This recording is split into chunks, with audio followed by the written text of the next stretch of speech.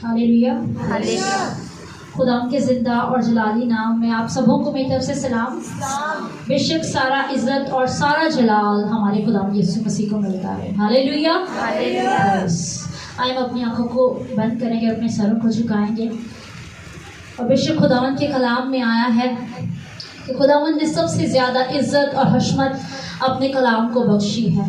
Press hallelujah. ए जिंदा आसमानी बाप, मैं आपकी शुक्रगुजारी करती हूँ खुदावन इस वक्त के लिए। खुदावन क्या आपने मुमकिन किया खुदावन कि आपकी हजूरी में आए खुदावन।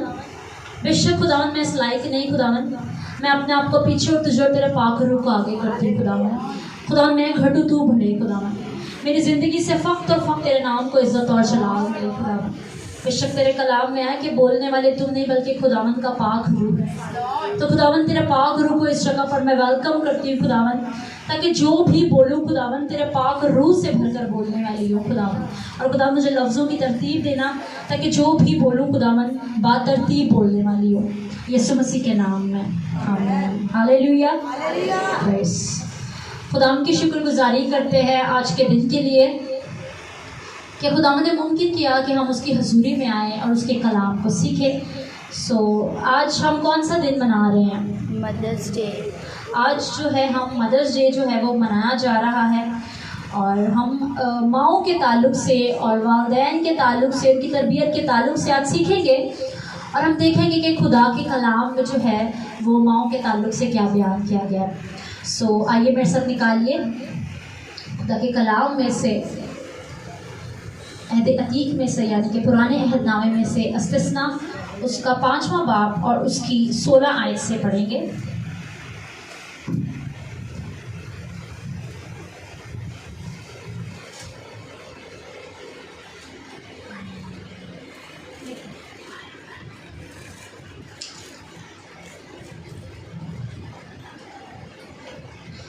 इस्तिस्ना उसका 5वां बाब और उसकी 16वीं आयत से मैं पढ़ूंगी।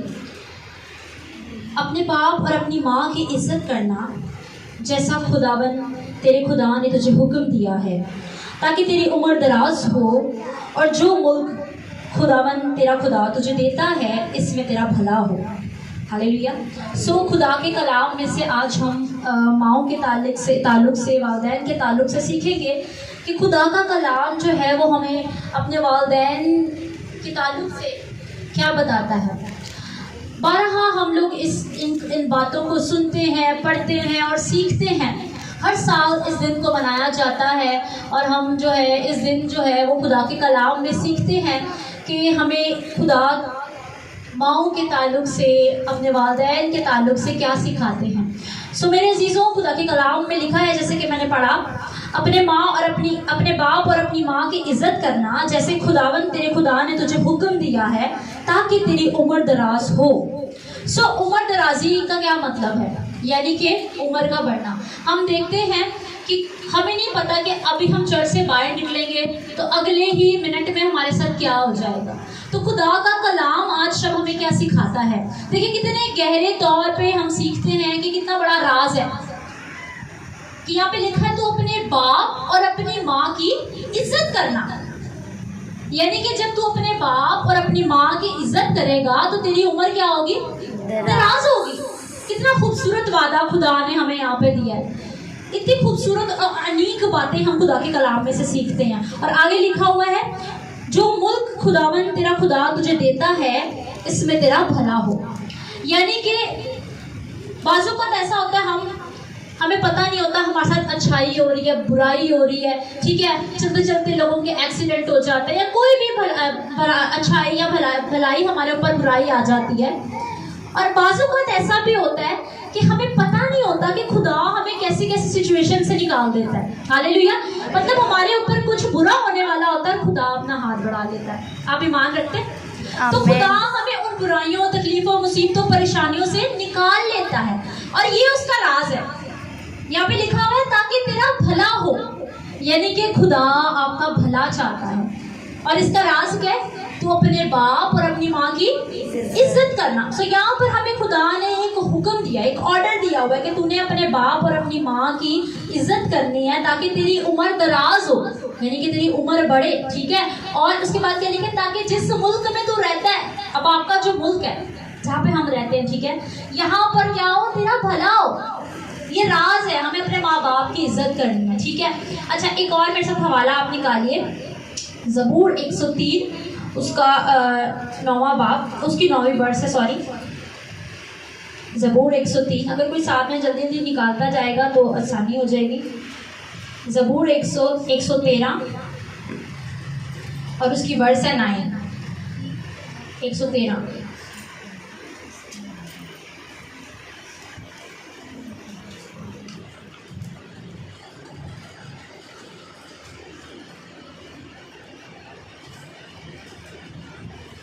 जी पढ़ लीजिए, ज़बूर 113 उसकी वर्स 9।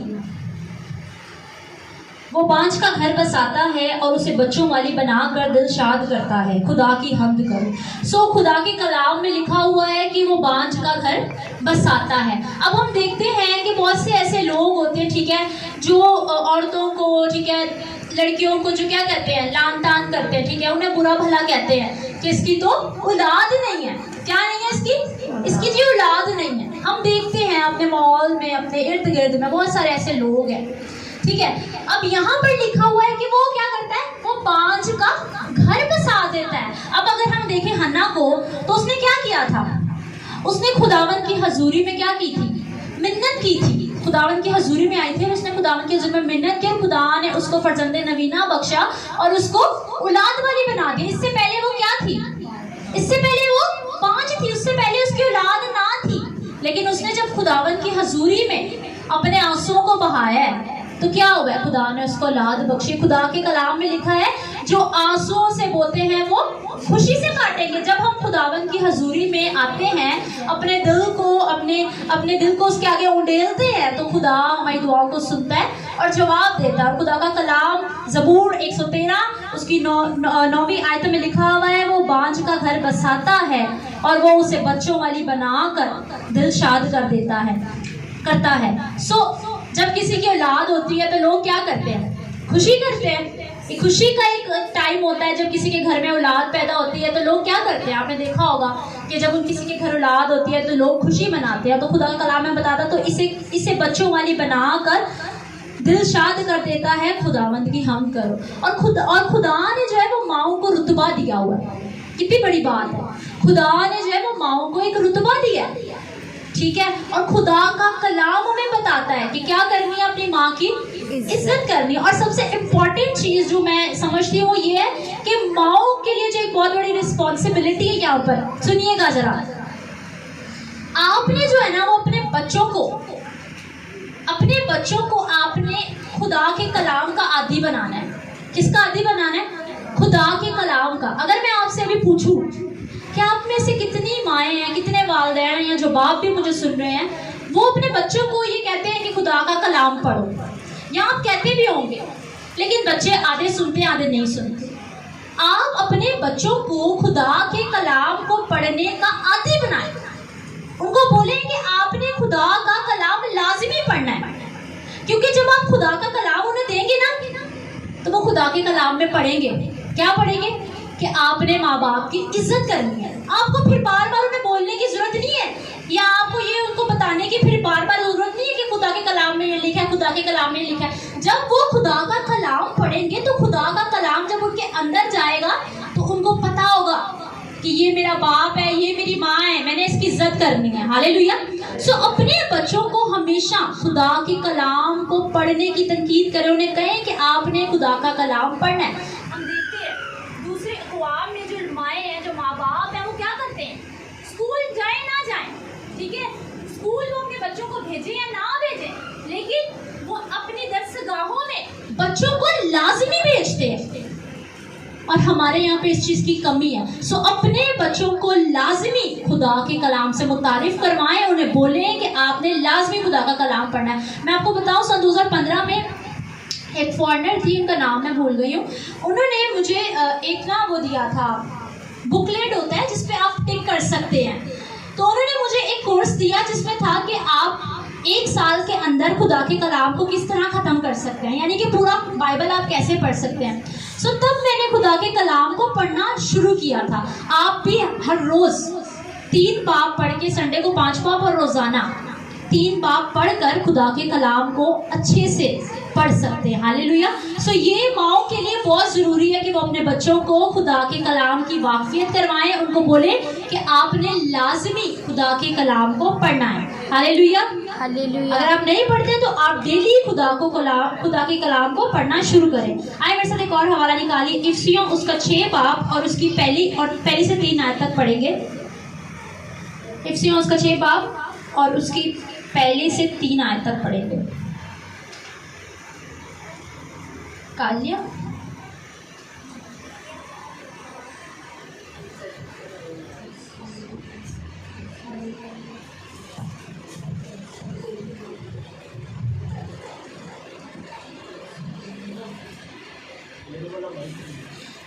अच्छा चलिए मैं पढ़ती हूँ।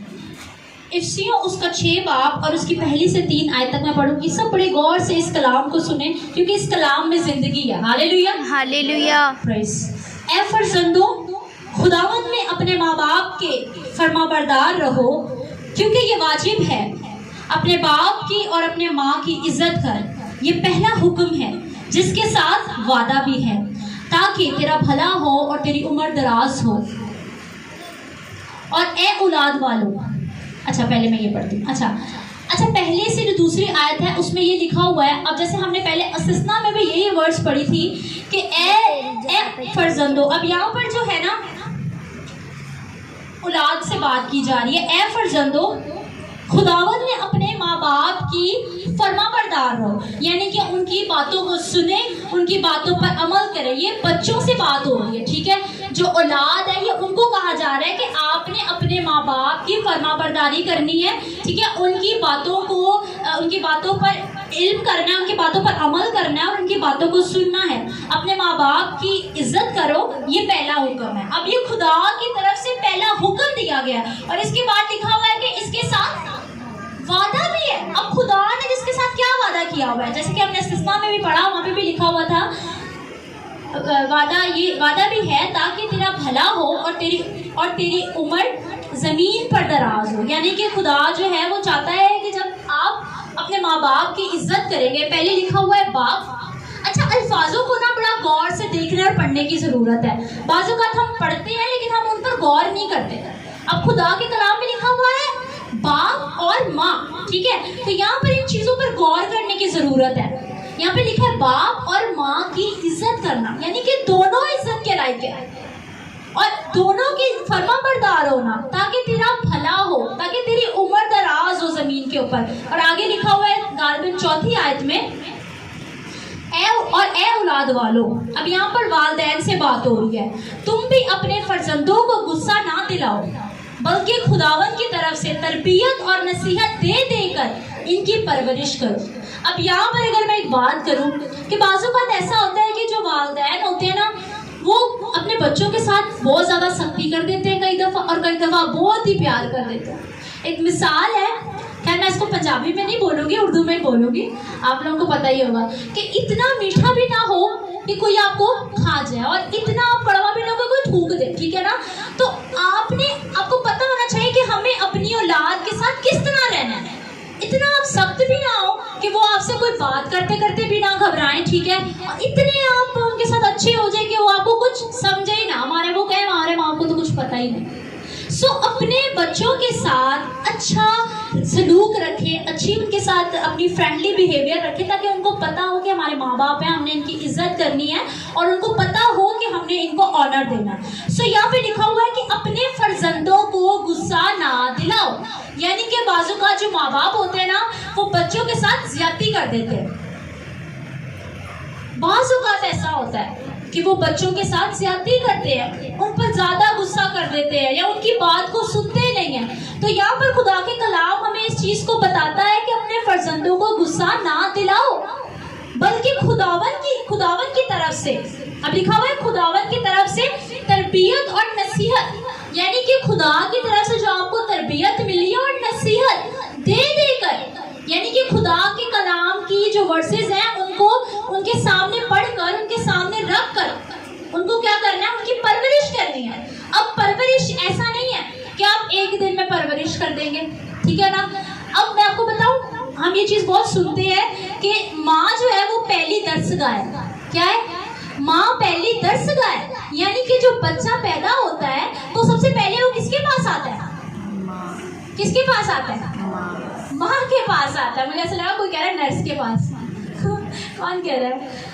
माँ के पास आता है, ठीक है। माँ उसको सिखाती है, उसको पढ़ाती है, ठीक है ना। वो माँ से सीखता है कि अच्छाई क्या है, बुराई क्या है। वो उसको बताती है कि बेटा ये चीज़ गलत है, बेटा तुम्हें ये चीज़ नहीं करनी, बेटा ये चीज़ सही है, तुम्हें ये करनी है। तो जब हम अपने बच्चों की शुरू से परवरिश करते हैं तो फिर वो सही रास्ते पे जाता है। खुदा का कलाम में बताता है कि बच्चे की उस राह पर परवरिश कर जिस पर उसको जाना है, ताकि बूढ़ा होकर भी उससे ना फिरे। जब आप उसको बचपन से सिखाएंगे तो वो बड़े होकर भी उसी राह पर चलेगा। ऐसा नहीं है कि ये कोई एक दिन का काम है, आपको बचपन से बच्चे को लेकर चलना है, आपको उसको डे 1 से सिखाना है। जैसे कि मैं आपको कह रही हूँ, आपको शुरू से उसको बताना है कि बेटा ये खुदा का कलाम है, आपने इसको पढ़ना है, आपको इसको सीखना है, और पढ़कर सीखकर आपने इस पर अमल करना है। जब आप उसको डे 1 से ये चीज़ें सिखाएंगे, ऐसे उसकी परवरिश करेंगे, तो वो बूढ़ा होकर भी उससे ना फिरेगा। अब हम ये बात मैंने पहले भी आपके साथ शायद शेयर की हुई है कि बाजू का ऐसा होता है, मैंने अपनी कलीसिया में तो ऐसा नहीं देखा, क्योंकि हमारी जो कलीसिया बहुत बेदार है। हम खुदावंद की इस बात के लिए खुदावंद की शुक्रगुजारी करते हैं। हम देखते हैं कि बहुत सारी माएँ हैं, वो क्या करती हैं, अपने बच्चों को घर छोड़ आती हैं। छोटे बच्चे उनको घर छोड़ आइए, क्यों? बच्चे तंग कर रहे हैं। जब आप उनको लाएंगे नहीं तो वो कैसे उनको पता चलेगा कि मेरा कल्चर क्या है, मैंने क्या करना है, मैंने खुदा की खिदमत करनी है, मैंने कलाम को पढ़ना है, मैंने कलाम को सीखना है, मैंने उस पर अमल करना है। आप जब अपने बच्चों को अपने साथ लेकर आएंगे, बेशक वो यहाँ पर तंग कर रहे हैं, बेशक डिस्टर्बेंस कर रहे हैं, लेकिन 1 दिन 2 दिन 3 दिन फिर वो आदी हो जाएंगे। फिर उन्हें पता होगा कि मैंने जो है वो आना है, मैंने सीखना है, मैंने पढ़ना है। हालेलुया। आइए एक और हवाला मेरे साथ निकालिए, इमसाल उसका 6 बाब और इसकी 20 आयत।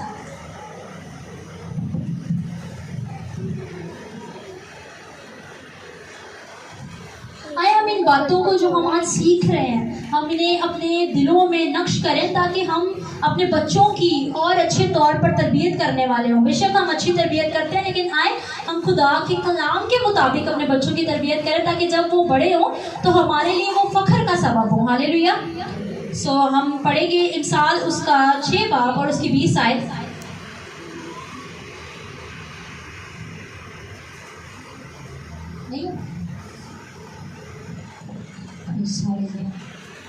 ऐ मेरे बेटे, अपने बाप के फरमान को बजा ला और अपनी माँ की तालीम को ना छोड़। इनको अपने दिल पर बांधे रख और अपने गले का तोक बना ले। ये चलते वक्त तेरी रहबरी और सोते वक्त तेरी निगहबानी और जागते वक्त तुझसे बातें करेंगी। जी, प्रेज़ द लॉर्ड। अच्छा, यहाँ पे लिखा हुआ है, ऐ मेरे बेटे अपने बाप के फरमान को बजा ला और अपनी माँ की तालीम को ना छोड़। अब देखिए यहाँ पे लिखा हुआ है कि अपने बाप की तालीम, अपने बाप के फरमान को बजा ला, यानी कि जो तेरा बाप तुझसे कहता है, अपने बाप की बातों को सुन और क्या कर, उस पर अमल कर। यानी कि बाजू का ऐसा होता है, हमारे माँ बाप हमें बोल रहे होते हैं, बेटा ये काम नहीं करना, ठीक है ना। बड़ी आम सी बात होती है। या फॉर एग्जाम्पल बाप ने बोला बच्चे को कि बेटा बाहर नहीं जाना, लेकिन वो बच्चा क्या कहेगा, मैंने तो दुकान पे जाना है, कुछ क्या हो जाना है, बाहर ही जाना है, 2 मिनट में चक्कर लगा के आ रहा हूँ, मैं इधर ही हूँ, है ना। बच्चे ऐसे कहते हैं, मैं इधर ही हूँ, बाहर नहीं जा रहे। लेकिन बाहर जाए उनके साथ कुछ ना कुछ हो जाए। एक मैं बात कर रही हूँ, तो माँ बाप जब बच्चे को कुछ कहते हैं ना, तो वो सोच समझ के बोलते हैं। क्या करते हैं? सोच समझ के बोलते हैं। हो सकता है वो कहते हैं भाई बाहर अंधेरा, रात हो गई है, इस टाइम जाना ठीक नहीं है। लेकिन बाज़ औक़ात बच्चे क्या करते हैं, माँ बाप की बातों को जो है वो सुनते नहीं है। बच्चों के लिए ये बहुत ज़रूरी बात है कि अपने माँ बाप की तालीम को सुने और उन पर अमल करें। आगे लिखा हुआ है, अपनी माँ की तालीम को ना छोड़, उनको अपने दिल पर बांधे रख और अपने गले का तोक बना ले। अब गले का तोक बना लेने से क्या मुराद है? यानी कि हाल गले का हार बना ले। इससे क्या मुराद है? इससे मुराद है कि सोते जागते उठते बैठते हर वो बात जो तेरी माँ ने तुझे सिखाई है, तेरे बाप ने तुझे सिखाई है, वो तुझे पता हो कि मेरे बाप ने मुझे ये करने को कहा है और मैंने ये काम करना है। हालेलुया। आगे लिखा हुआ है कि चलते वक्त तेरी रहबरी और सोते वक्त तेरी निगहबानी और जागते वक्त तुझसे बातें करेंगे। देखिए कितनी खूबसूरत बातें लिखी हुई है यहाँ पर माँ बाप की बातों, उनके फरमान के बारे में कि आपके चलते फिरते उठते बैठते सोते जागते हर वक्त, कितनी खूबसूरत बात है। हर वक्त वो तेरी रहनुमाई करेगी, हर वक्त वो तेरी रहबरी करेगी, तुझे सपोर्ट करेगी, तुझे प्रोटेक्ट करेगी। क्या चीजें? तेरे माँ बाप की बातें। कितनी खूबसूरत बातें खुदा के कलाम में लिखी हुई हैं। अपने माँ बाप की बातों को सुनना और उन पर अमल करना देखिए कितना जरूरी है, क्योंकि फरमान चिराग है और तालीम नूर है। नूर और तरबियत की मलामत हयात की जिंदगी है। अब देखिए यहाँ पे लिखा हुआ है कि जो फरमान है वो चिराग है, यानी कि जो खुदा जो तेरे बाप ने तुझसे बातें की हैं, जो फरमाया है वो क्या है? वो अंधेरे में चिराग है। यानी कि जो बातें उसने तुझे बताई हैं, अगर तुझे कोई मुश्किल परेशानी भी आ जाएगी उसकी बातें तेरे लिए चिराग नुमा है। और उसके बाद लिखा हुआ है और तालीम नूर है, यानी कि जो तालीम तेरी माँ तुझे देती है वो क्या है? वो नूर है। वो नूर है, वो तेरे लिए नूर है। तुझे उठते बैठते सोते जागते तेरे लिए नूर है वो बातें जो तेरे माँ बाप ने तुझे सिखाई हैं। और तरबियत की मलामत हयात की ज़िंदगी है, यानी कि जो बातें, जो तालीम, जो फरमान, जो अहकाम जो तेरे माँ बाप ने तुझे दी हैं वो तेरे लिए हयात ज़िंदगी है, यानी कि जो ज़िंदगी तू गुजारेगा वो तेरे लिए खुशनुमा है। सो ये छोटी छोटी बातें हैं और कितनी खूबसूरत खुदा के कलाम की बातें हमारे लिए माँ बाप के ताल्लुक से है। आइए मेरे साथ एक और हवाला निकालिए, इमसाल उसका 31 बाब और उसकी 28 आयत। देखिए ये कलाम की जो बातें हैं ये इतनी खूबसूरत बातें, जब हम इनको पढ़ते हैं सुनते हैं तो हमारे लिए ये बहुत ज़्यादा जो है फ़ायदेमंद है। आए इन कलाम की बातों को अपने अंदर ले और अपनी ज़िंदगी को इनके मुताबिक गुजारें। जी बेटा 31 उसका 28। उसके बेटे उठते हैं और उसे मुबारक कहते हैं, उसका शौहर भी उसकी तारीफ करता है। जी अब यहाँ पे लिखा हुआ है उसके बेटे उठते हैं और उसे मुबारक कहते हैं और उसका शौहर भी उसकी तारीफ करता है। सो ये किसके बारे में लिखा हुआ है? क्या उस माँ के बारे में जो अपने बच्चे की तरबियत अच्छी नहीं कर रही, या उस माँ के बारे में जिसने अपने बच्चे को खुदा के कलाम के मुताबिक ज़िंदगी गुजारने का दर्स दिया? आए हम उन माओं को जो है उन माओं की तरह बने जो अपने बच्चों को खुदा के कलाम की रहनुमाई में अपनी ज़िंदगी को गुजारने को कहते हैं। सबसे ज़रूरी चीज़ मैं कहती हूँ वो खुदा का कलाम है। अपने बच्चों को जो है ना वो खुदा का कलाम दे। जब वो खुदा के कलाम को पढ़ेंगे, खुदा के कलाम को सीखेंगे, खुदा के कलाम पर अमल करेंगे ना, तो उनको पता होगा कि हमारे जो माँ बाप है ना वो हमारे लिए क्या है। वो खुदा के कलाम में ऑनरेबल है। खुदा का कलाम जो उसने अपने माँ बाप को इज्जत बख्शी है, तो मैं भी अपने माँ बाप को इज्जत दूँ। हालेलुया। जब हम अपने बच्चों को खुदा के कलाम के साथ उसकी रसाई नहीं करवाते तो हमारे बच्चों को कुछ भी नहीं पता होता। पढ़ते लिखते तो वो वैसे ही उनको बस पढ़ लिया। और जब खुदा का कलाम भी उनके पास नहीं होता तो वो खाली होते। सो अपने बच्चों को खुदा के कलाम को पढ़ने की उनको तौफीक दे। उन्हें बोले कि खुदा का कलाम आपने लाजमी पढ़ना है। आइए मेरे साथ एक और आखिरी हवाला निकालिए, इमसाल उसका 20 बाब और उसकी 20 आयत।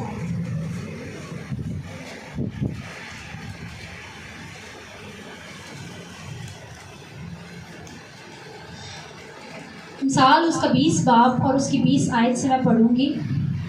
जो अपने बाप या अपनी माँ पर लानत करता है उसका चिराग गहरी तारीकी में बुझाया जाएगा। अब हम यहाँ देखते हैं कि खुदा के कलाम, हमने ये सारी बातें देखी कि खुदा के कलाम जो लोग अपने माँ बाप की इज्जत करते हैं उनके लिए क्या क्या चीज़ें हैं, उनके लिए क्या वादे हैं। और हम ये भी आज देखेंगे कि जो लोग अपने माँ बाप को लान तान कहते हैं, उन्हें बुरा भला कहते हैं, उनके साथ बुरा सलूक करते हैं, उनके साथ बुरे तरीके से पेश आते हैं, उनके लिए क्या है।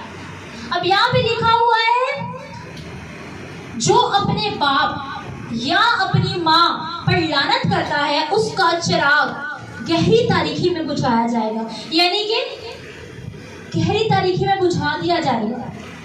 उसके लिए कुछ भी नहीं है, उसके लिए मौत है और कुछ भी नहीं है उसके लिए। सो आए अपने बच्चों को सिखाएं कि अपने माँ बाप की इज्जत करें, उनका ख्याल रखें, ऑनर करें। और जितने भी बच्चे यहाँ पर मौजूद हैं उनके लिए भी ये है कि अपने माँ बाप से प्यार करें, उनसे मोहब्बत करें, उनको ऑनर दें, उनकी रिस्पेक्ट करें और हमेशा उन्हें ऑनरेबल जाने, क्योंकि खुदा का कलाम हमें इस काम को करने का हुक्म देता है।